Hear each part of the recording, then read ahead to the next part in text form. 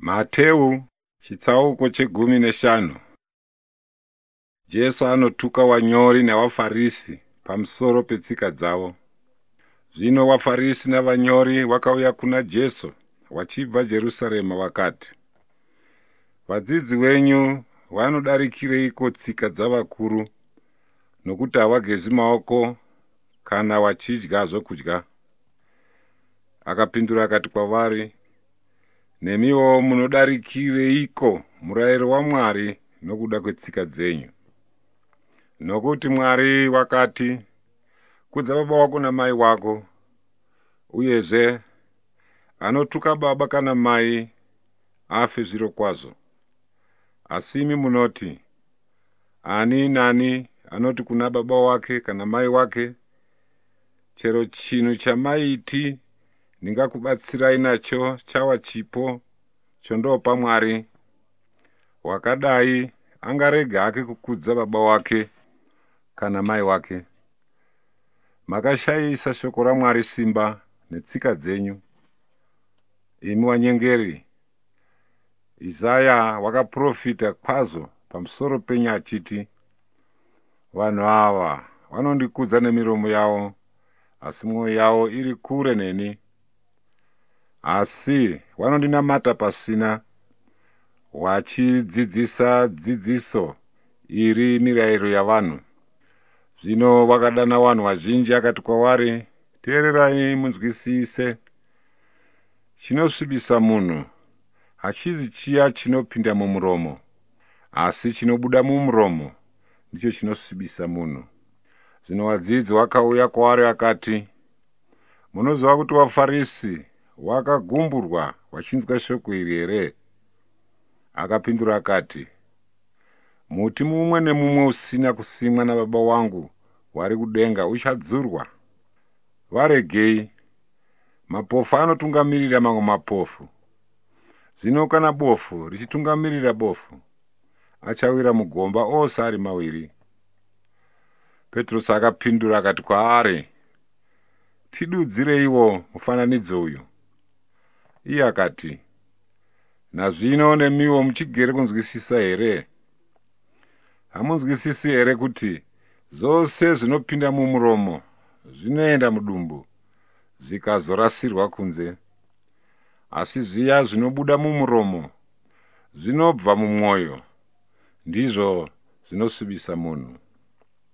Nekuti mumwoyo munobuda mifungo yakaipa, nokuuraya, noupombwe, noufeve, nokuba, nokupupura nhema, nokushonha Mwari. Ndizvo zvinosvibisa munhu. Asi kudya namaoko asati agezwa hazvisvibisi munhu, kwete.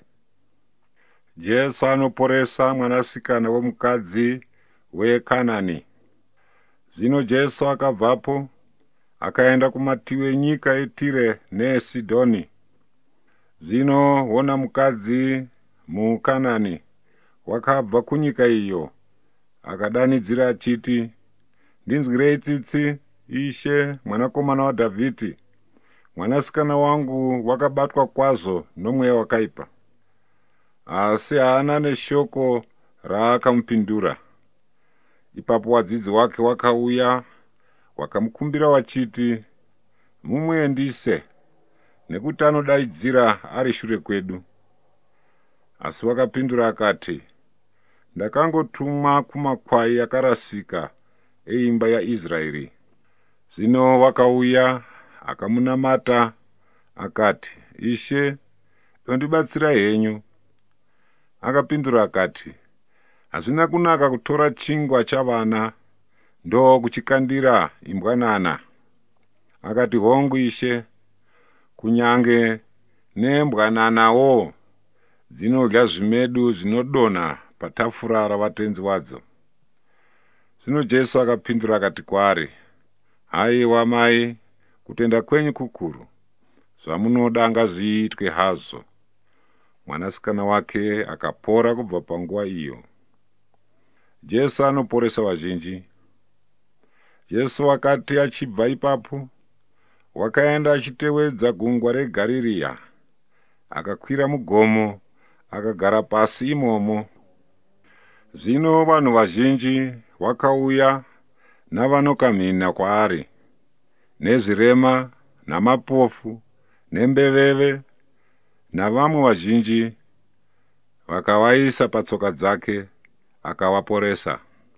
Naizvozvo vanhu vazhinji vakashamiswa vachiona mbeveve dzichitaura nezvirema zvapora, navanokamhina vachifamba, namapofu achiona. Vakarumbidza Mwari waIsraeri. Vane zviuru 4 vanopiwa zvokudya naJesu. Zvino Jesu wakadana vadzidzi vake akati, ndine tsitsi navanhu vazhinji ava, nekuti atova mazuva 3 vari pandiri vasina chokudya. Handidi kuvaendesa vane nzara, zvimwe wangaziye panzira. Vadzidzi vakati kwaari, tingawanepiko zvingwa zvakawanda zvikadai murenje muno kuti tigutse vanhu vazhinji vakadai? Jesu akati kwavari, mune zvingwa zvinganiko? Vakati, 9 nehweduku shoma. Zvino akarayira vanhu vazhinji kuti vagare pasi. Akatora zvingwa 9 nehowe, akavonga, akazvimedura, ndokupa vadzidzi vake. Vadzidzi vakapa vanhu vazhinji. Vakadya vose, vakaguta, vakanonga zvimedu zvakasara. Vakawana matengu 9 azere. Vanhu vakadya vakanga vari varume vane zviuru 4, vakadzi navana vasingaverengwi. Zvino vakati aendisa vanhu vazhinji, vakapinda mugwa, akaenda kunyika yeMagadhani.